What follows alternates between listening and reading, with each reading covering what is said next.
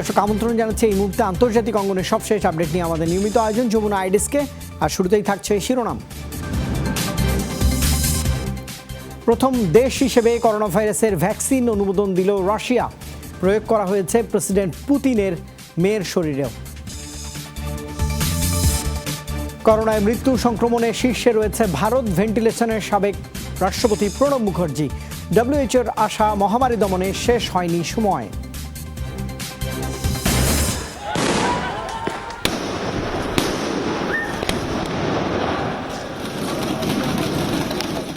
বিক্ষোভ, সহিংসতা, পদত্যাগে সপ্তাহ পেরুল লেবানন বন্দর বিস্ফোরণের।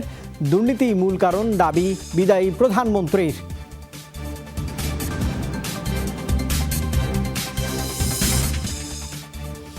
আর দর্শক, এসব খবর বিস্তারিত নিয়ে আপনাদের সঙ্গে এই মুহূর্তে রয়েছে আমি রুবায়েত হাসান। বিশ্বের প্রথম দেশ হিসেবে করোনা ভাইরাসের ভ্যাকসিন অনুমোদন দিয়েছে রাশিয়া। মঙ্গলবার প্রেসিডেন্ট ভ্লাদিমির পুতিন নিশ্চিত করেছেন এমন তথ্য। গোটা বিশ্বের সংশয়ের মধ্যেই বিবৃতি দেন কোভিড-19 মোকাবেলায় প্রস্তুত এই প্রতিষেধক। জোর দিয়ে বলেন, উপযুক্ত পরীক্ষা নিরীক্ষা শেষে এর ব্যবহার নিরাপদ প্রমাণিত হয়েছে। পুতিন আরও জানিয়েছেন, তারই এক কন্যার শরীরে প্রয়োগ করা হয়েছে এই টিকাটি। গবেষণার অংশ হিসেবে ভলান্টিয়ার হিসেবে কাজ করেন পুতিন কন্যা। তবে মারিয়া না ক্যাটরিনা সেটি প্রকাশ করেননি প্রেসিডেন্ট। বলেছেন, প্রথম ডোজ দেওয়ার পর 100 ডিগ্রি সেলসিয়াসের বেশি জ্বর অনুভূত হলেও পরদিন শরীরের তাপমাত্রা স্বাভাবিক হয়। পরবর্তী ডোজ গ্রহণের পর তার শরীরে তৈরি হয় করোনা প্রতিরোধে পর্যাপ্ত অ্যান্টিবডি। দেশটির প্রতিরক্ষা দপ্তর এবং ফার্মাসিউটিক্যালস প্রতিষ্ঠান গামালায়ার যৌথ উদ্যোগে উদ্ভাবিত হলো কোভিড-19 এই ভ্যাকসিনটি। এদিকে দ্বিতীয় দিনের মতো করোনা সংক্রমণ মৃত্যুতে শীর্ষে অবস্থান করছে এই মুহূর্তে ভারত। সোমবারও দেশটিতে নতুন রোগী শনাক্ত হয়েছে 250,000-এর বেশি। মারা গেছেন 24 ঘন্টাতে 895 জন। দেশটিতে মোট শনাক্ত 22,70,000। মোট প্রাণহানি ছাড়িয়েছে 45,000। বিশ্বে একদিনে রোগী শনাক্ত হলো 2,35,000-এর মতো। মারা গেছেন 4,500 মানুষ। ফলে কোভিড-19 মোট প্রাণহানি 7,40,000-এর মতো। মোট আক্রান্ত 2,02,64,000-এর বেশি মানুষ। শুধু মার্কিন যুক্তরাষ্ট্রতেই প্রাণহানি ছাড়িয়েছে 1,66,000। আক্রান্ত 52 লাখ মানুষ। ব্রাজিলেও মোট প্রাণহানি 1,02,000-এর মতো। মেক্সিকোতে মৃতের সংখ্যা ছাড়িয়েছে 53,000।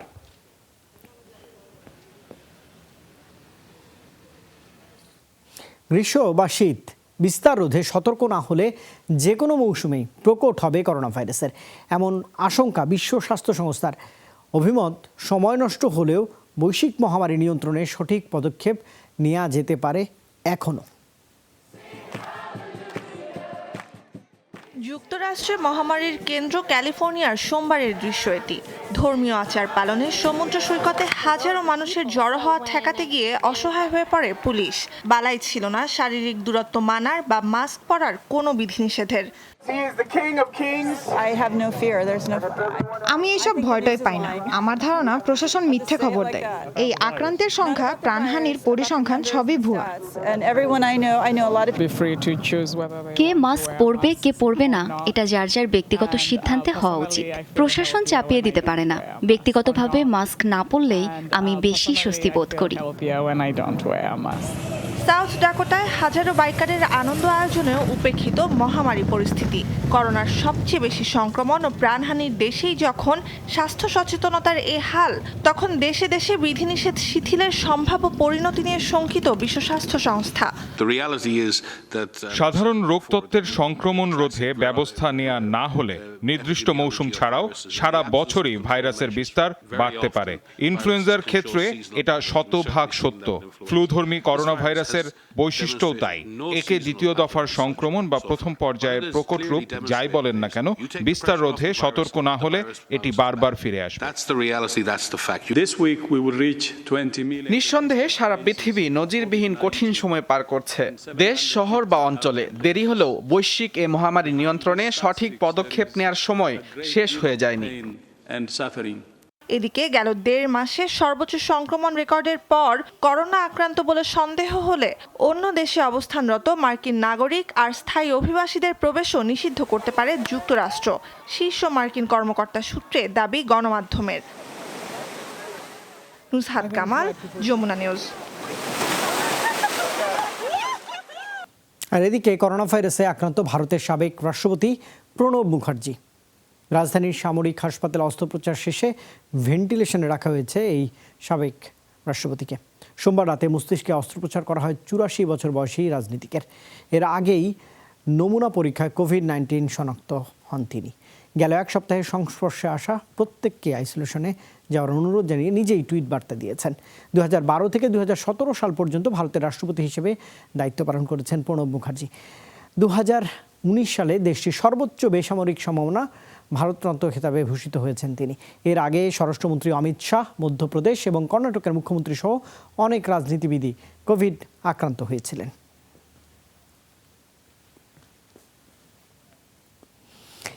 এশিয়ার দেশগুলোতে বাড়ছে করোনার প্রকোপ। ভারত পাকিস্তানের পর এবার নেপালেও বাড়ছে কোভিড-19 আক্রান্ত ও মৃতের সংখ্যা। কর্তৃপক্ষ বলছে গেল 2 সপ্তাহে দেশটিতে প্রতিদিনই গড়ে 300 মানুষ শনাক্ত হচ্ছেন। কাঠমান্ডুর ব্যস্ততম এলাকার দৃশ্য এটি। করোনার প্রকোপের মধ্যেই বাজারগুলোতে উপচে পড়া ভিড়, নেই সামাজিক দূরত্ব কিংবা স্বাস্থ্যবিধি মেনে চলার কোনো বেলাই। পণ্য আনা নেওয়া শুরু হওয়ায় আবারও জমে উঠেছে বেচাকেনা, তাই হাটবাজারে মানুষের ভিড়ও বাড়ছে। লকডাউন তুলে নেওয়া দরকার ছিল, কারণ কাজ না থাকায় খাবার আর অর্থের সংকটে আমরা খুব কষ্টে ছিলাম। এ অবস্থায় হাসপাতালগুলোতেও ভিড়। একদিকে করোনা রোগী, অন্যদিকে আক্রান্ত শনাক্ত পরীক্ষা, ফলে তিল ধারণের জায়গা নেই হাসপাতালগুলোতে। আগের চেয়ে কয়েক গুণ বেশি বেড়েছে রোগীর সংখ্যা। কোনো হাসপাতালেই তিল ধারণের জায়গা নেই। করোনা টেস্টের পাশাপাশি আক্রান্ত রোগীদের চিকিৎসায় হিমশিম খাচ্ছেন স্বাস্থ্যকর্মীরা। গেল মাসে লকডাউন তুলে নেওয়া হয় নেপালে। এরপর থেকে দেশটিতে বাড়তে শুরু করে করোনা আক্রান্তের সংখ্যা। সংশ্লিষ্টরা বলছেন দুর্গম এলাকাগুলোতে স্বাস্থ্যসেবা না থাকায় আক্রান্তের সংখ্যা বাড়ছে। এর পাশাপাশি রয়েছে বিশেষায়িত বেডের সংকট। এখানে আইসিইউ কম, ফলে মুমূর্ষু রোগীদের চিকিৎসা দেওয়া সবচেয়ে কঠিন হয়ে দাঁড়িয়েছে। বিশেষ করে শ্বাসকষ্টের সমস্যায় ভোগা রোগীরা খুবই ঝুঁকিতে রয়েছেন। প্রাণঘাতী করোনায় নেপালে আক্রান্তের সংখ্যা 20,000 ছাড়িয়েছে গেল সপ্তাহেই। মীর মুশফিকা হাসান, যমুনা নিউজ।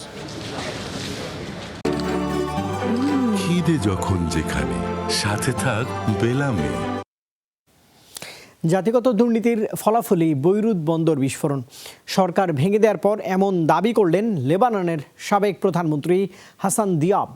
সোমবারই আইন প্রণেতাদের পদত্যাগপত্র মঞ্জুর করেন প্রেসিডেন্ট, দেন অন্তর্বর্তী সরকারের দায়িত্ব পালনের প্রস্তাব। এদিকে বিশ্বাসযোগ্য এবং স্বচ্ছ তদন্তের আহ্বান জানিয়েছে জাতিসংঘ। বিক্ষোভ, সহিংসতা আর সরকার ভেঙে দেওয়ার মধ্যেই এক সপ্তাহ পেরুল বৈরুত বন্দর বিস্ফোরণ কাণ্ডের। গণ আন্দোলন প্রতিহতে বল প্রয়োগের অভিযোগও তুলেছেন মানবাধিকার কর্মীরা। ছিল হতাহতের ঘটনা।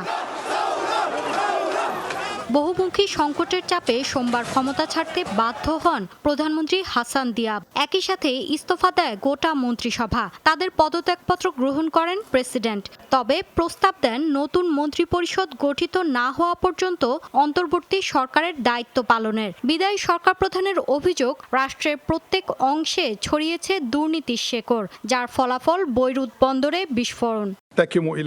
গেল 7 বছর ধরে তথ্য গোপন এবং বিস্ফোরণ কাণ্ডের সাথে সংশ্লিষ্টদের জবাবদিহিতার মুখোমুখি করব আমরা। দুর্নীতিগ্রস্ত চোর বাটপারের দেশ থেকে আইনের শাসনের পথে লেবাননকে পরিচালিত করার দাবি তুলেছে জনতা। তাদের সংস্কার আন্দোলনে লড়াইয়ের জন্যই সরকারের এই পদত্যাগ। অনেকেই প্রশ্ন তোলেন, সংকট থেকে গা বাঁচাতে কি সরকারের এই নতুন নাটক, যাকে পাশ কাটিয়ে রাষ্ট্রের কল্যাণে কাজ করার প্রতিশ্রুতি দেন বিদায়ী রাজনীতিকরা। একই সাথে অর্থনৈতিক ধস, করোনা ভাইরাস, জাতীয় দুর্যোগ মোকাবেলা করেছে সরকার। এই পরিস্থিতিতে পদত্যাগকে যদি দায়িত্বজ্ঞানহীন আচরণ বলা হয়, সেটা ভুল। এর আগে বিস্ফোরণ কাণ্ডের স্বচ্ছ ও নিরপেক্ষ তদন্তের আহ্বান জানান জাতিসংঘ মহাসচিব, দেন মধ্যপ্রাচ্যের দেশটিকে সহযোগিতার তাগিদ। লেবানিজদের দাবি অনুসারে নিরপেক্ষ স্বচ্ছ তদন্ত হওয়া জরুরি। জনতার সামনে সরকারের বিশ্বাসযোগ্যতা প্রমাণের জন্য অপরাধীদের জবাবদিহিতার মুখোমুখি করা উচিত। এজন্য সবার আগে প্রয়োজন রাজনৈতিক কাঠামোর সংস্কার। অনুসন্ধানী প্রতিবেদনের নতুন তথ্য প্রকাশ করল বার্তা সংস্থা রয়টার্স। তাতে বলা হয় অ্যামোনিয়াম নাইট্রেটের সম্ভাব্য বিস্ফোরণ নিয়ে জুলাই মাসে লেবানিজ সরকারকে অবগত করে নিরাপত্তা বিষয়ক অধিদপ্তর। চিঠিতে জানুয়ারি মাসে শুরু হওয়া বিচার বিভাগীয় তদন্তে সারসংক্ষেপ ছিল, যেখানে অবিলম্বে বন্দরে মজুতকৃত বিপুল পরিমাণ বিস্ফোরক সরানোর তাগিদ দেয়া হয়। মৌলি ইসলাম, যমুনা নিউজ। আর দর্শক, এই খবরের সঙ্গে যমুনা আইডেস্ক একটা বিরতি নিচ্ছে, আমার সঙ্গেই থাকবেন নিশ্চয়ই।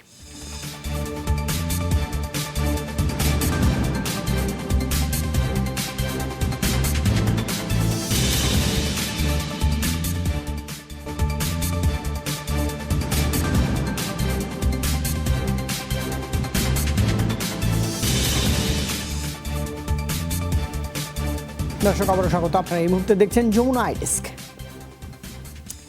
প্রেসিডেন্ট নির্বাচনের ফলাফল ঘিরে উত্তাল বেলারুশ। বিক্ষোভ দমনে কঠোর হুঁশিয়ারি টানা ষষ্ঠবার নির্বাচিত প্রেসিডেন্ট আলেকজান্ডার লুকাশেঙ্কোর। এদিকে কারচুপির অভিযোগ তুললেও প্রাণ ভয়ে পদত্যাগ করেছেন প্রতিদ্বন্দ্বী। সংঘাতের আগুনে জ্বলছে পুরো বেলারুশ। রোববার বিতর্কিত প্রেসিডেন্ট নির্বাচনের পর থেকেই রাস্তায় ক্ষুব্ধ মানুষ। সোমবার প্রাথমিক ফল ঘোষণার পর নতুন মাত্রা পায় বিক্ষোভ। পর্যবেক্ষকবিহীন নির্বাচনে ৮০% বেশি ভোট পেয়েছেন ক্ষমতাসীন প্রেসিডেন্ট আলেকজান্ডার লুকাশেঙ্কো। ১০% কম ভোট পেয়েছেন বিরোধী প্রার্থী স্বেতলানা থিখানোভস্কায়া।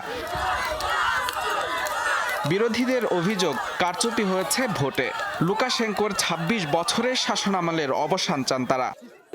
কোনো কারণ ছাড়াই আটক করা হচ্ছে, এতেই প্রমাণিত নির্বাচন নিরপেক্ষ হয়নি। ভোট দিতে গিয়ে ভেবেছি এটা অর্থহীন, হয়েছেও তাই। কে ভোট দেয় আর কে গণনা করে তাই বুঝতে পারছি না। এর থেকে মুক্তি চাই। কঠোর প্রশাসন গ্রেফতার করেছে ৩,০০০-এর বেশি বিক্ষোভকারীকে। বন্ধ রাখা হয়েছে ইন্টারনেট সেবা। ইউরোপের শেষ স্বৈরশাসক হিসেবে পরিচিত লুকাশেঙ্কো এ নিয়ে টানা ৬ নির্বাচনে জিতলেন। তার অভিযোগ, বিদেশি শক্তির ইন্ধনে অস্থিরতা তৈরির চেষ্টা চলছে। বিরোধীরা চেক প্রজাতন্ত্র নিয়ন্ত্রিত ভেড়া। তারা কোনো কিছু বুঝতে চায় না। তারা জনগণকে রাস্তায় নামিয়েছে। এসব না করে কর্তৃপক্ষের সঙ্গে আলোচনা করুন, কঠোর হতে বাধ্য করবেন না। এ অভিযোগ অস্বীকার করে ভোট পুনর্গণনার দাবি তুলেছেন বিরোধী প্রার্থী। বিভিন্ন কেন্দ্রের এজেন্টরা জানিয়েছেন, আমাদের দল অনেক ভোটে এগিয়েছিল, কিন্তু ফলাফল দেখানো হলো তার উল্টোটা। এই মিথ্যা ফলাফলের বিপক্ষে প্রমাণ সংগ্রহ করছি আমরা। লুকাশেঙ্কোর বিরুদ্ধে ব্যবস্থা নিতে ইউরোপীয় ইউনিয়নকে আহ্বান জানিয়েছে প্রতিবেশী পোল্যান্ড। বেলারুশের পরিস্থিতিতে উদ্বেগ জানিয়েছে যুক্তরাষ্ট্র। তবে লুকাশেঙ্কো পাচ্ছেন রাশিয়ার সমর্থন।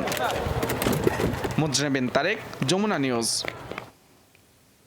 হংকং ইস্যুতে ৫ রিপাবলিকান সিনেটর সহ ১১ মার্কিন নাগরিকের উপর নিষেধাজ্ঞা আরোপ করতে যাচ্ছে চীন। সোমবার এই তথ্য জানায় দেশটির পররাষ্ট্র মন্ত্রণালয়। বলা হয়, চীন এবং হংকংয়ের ১১ কর্মকর্তার উপর মার্কিন নিষেধাজ্ঞার পাল্টা জবাবে এলো এমন সিদ্ধান্ত। আর জনপ্রিয় senator Marco Rubio, Ted Cruz ছাড়াও হিউম্যান রাইটস ওয়াচের নির্বাহী পরিচালক কেনেথ রথ রয়েছেন এই তালিকায়। গেল বছরে বাণিজ্য নিয়ে দুই পরাশক্তির মধ্যে বাকযুদ্ধ চলছিল। চলতি বছর করোনা ভাইরাসের তথ্য গোপন, মুসলিম সংখ্যালঘু উইঘুরদের ওপর নির্যাতন এবং হংকংয়ের জাতীয় নিরাপত্তা আইন কার্যকরের ঘটনায় চীনের ওপর ক্ষুব্ধ মার্কিন যুক্তরাষ্ট্র।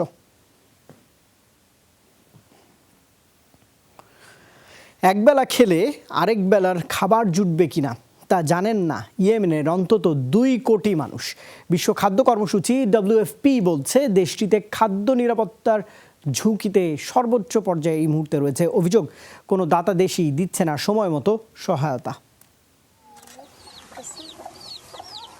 হাসান মির্জা মোহাম্মদের বয়স ১০ বছর, কিন্তু ওজন মাত্র ৯ কেজি। ভুগছে নানা জটিলতায়। তার মা বলছে, চিকিৎসা তো দূরের কথা, সন্তানের মুখে দুমুঠো খাবার তুলে দেওয়ার সামর্থ্য নেই তার। আমার ছেলে সব সময় অসুস্থ থাকে, এমনকি কথাও বলতে পারে না। অর্থ নেই যে চিকিৎসা করাবো, জানি না কোথায় নিতে হবে, এমনকি বাড়ি থেকে বের হব এই সামর্থ্য নেই আমাদের। টানা সংঘাত, সহিংসতা আর দারিদ্রতার কারণে সারা বছর অভাব-অনটন লেগেই থাকে দেশটিতে। হাসানের মতো ইয়েমেনে কমপক্ষে 2.5 কোটি শিশু ভুগছে অপুষ্টিতে। টানা বিমান হামলার কারণে মাদি এলাকা ছেড়ে এখানে এসেছি। প্রাণ নিয়ে কোনো মতে এক কাপড়ে বের হয়েছিলাম বাসা থেকে।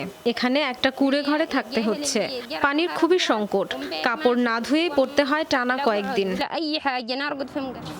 চিকিৎসকরা বলছেন শুধু অপুষ্টি নয়, পরিবেশের কারণেও মানসিকভাবে অসুস্থ ইয়েমেনের মানুষ। প্রয়োজন বিনোদনের। হাসানের শ্রবণ শক্তি নেই, এর উপর মানসিকভাবে সে খুবই অসুস্থ। দীর্ঘদিন বন্দী অবস্থায় এবং প্রতিকূল পরিস্থিতির মধ্যে থাকায় এমনটা হয়েছে। তার এখন বিশ্রামের পাশাপাশি বিনোদনের প্রয়োজন, পুষ্টিকর খাবারও খাওয়াতে হবে। জাতিসংঘ বলছে খাদ্য নিরাপত্তার সংকট চরম আকার ধারণ করেছে ইয়েমেনে। অঞ্চলটির কমপক্ষে 80% মানুষের জন্য জরুরি ভিত্তিতে সহায়তা প্রয়োজন। দাতা দেশগুলোর অবহেলার কারণে এই সংকট আরও বাড়তে পারে। ইয়েমেনের বর্তমান পরিস্থিতি নিয়ে আমরা খুবই শঙ্কিত। খাদ্য সংকট চরম পর্যায়ে, একবেলা খেতে পারবে কিনা সে অনিশ্চয়তায় দেশটির 2 কোটি মানুষ। ইয়েমেনে সৌদি নেতৃত্বাধীন জোটের হামলার পাশাপাশি করোনা ভাইরাসের কারণে কড়াকড়ি, পঙ্গপাল এবং বন্যাসহ নানা কারণে এই বছর সংকট বেড়েছে বহুগুণ। অমিত হাসান রবিন, যমুনা নিউজ। দর্শক, এই খবরের সঙ্গে যমুনা ডেস্কে একটা বিরতি নিচ্ছে, আমার সঙ্গেই থাকবেন।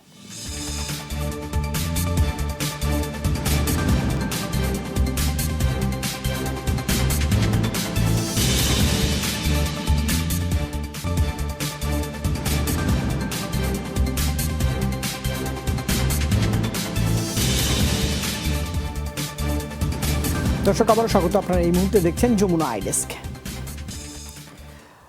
মার্কিন প্রেসিডেন্টের সংবাদ সম্মেলন চলাকালে হোয়াইট হাউসের কাছেই ঘটল গোলাগুলির ঘটনা। দেহরক্ষীদের তাড়ায় ব্রিফিং অসমাপ্ত রেখেই তড়িঘড়ি প্রেস রুম ছাড়েন প্রেসিডেন্ট ডোনাল্ড জন ট্রাম্প। সোমবার হোয়াইট হাউসে নিয়মিত সংবাদ ব্রিফিং শুরুর কয়েক মিনিটের মাথায় তৈরি হয় শ্বাসরুদ্ধকর এমন পরিস্থিতি। ট্রাম্পকে সরিয়ে নেন দেহরক্ষীরা। সংবাদকর্মীদের ভেতরে রেখেই বন্ধ করা হয় প্রেস রুম। বাইরে ভারী অস্ত্র নিয়ে অবস্থান নেন সিক্রেট সার্ভিস গোয়েন্দারা। এ সময় অন্তত 2 বার গুলির শব্দ শুনতে পান সংবাদকর্মীরা। কিছুক্ষণের মধ্যে ট্রাম্প নিজেই ফিরে জানান সন্দেহভাজন এক ব্যক্তি আইনশৃঙ্খলা রক্ষাকারী বাহিনীর গুলিতে আহত হয়েছে। সৌদি যুবরাজ মোহাম্মদ বিন সালমানের বিরুদ্ধে সমন জারি করলেন যুক্তরাষ্ট্রের একটি আদালত। সাবেক সৌদি গোয়েন্দা কর্মকর্তা সাদ আল জাবরির দায়ের করা মামলার জেরেই এমন সমন জারি করা হয়েছে। জাবরির অভিযোগ, আলোচিত খাশোগি হত্যাকাণ্ডের পর তার ওপরও চলে হামলা। বর্তমানে কানাডার নাগরিক জাবরি। মামলার নথিতে বলা হচ্ছে হত্যার লক্ষ্যেই পেশাদার খুনিদের একটি দলকে কানাডা পাঠানো হয়েছিল। আর বৃহস্পতিবার মামলাটি দায়েরের পরেই জাবরির নিরাপত্তা জোরদার করা হয়েছে। তার বক্তব্য, যুবরাজের গোপন কর্মকাণ্ড সম্পর্কে তিনি ওয়াকিবহাল। এছাড়া মার্কিন গোয়েন্দাদের সাথে ঘনিষ্ঠতার কারণেও তাকে হুমকি ভাবছে সৌদি রাজপরিবার। আর দর্শক, এই খবরের সঙ্গে শেষ করছে এখনকার যমুনা ডেস্ক। এতক্ষণ আমার সঙ্গে থাকার জন্য আপনাদের সবাইকে অসংখ্য ধন্যবাদ।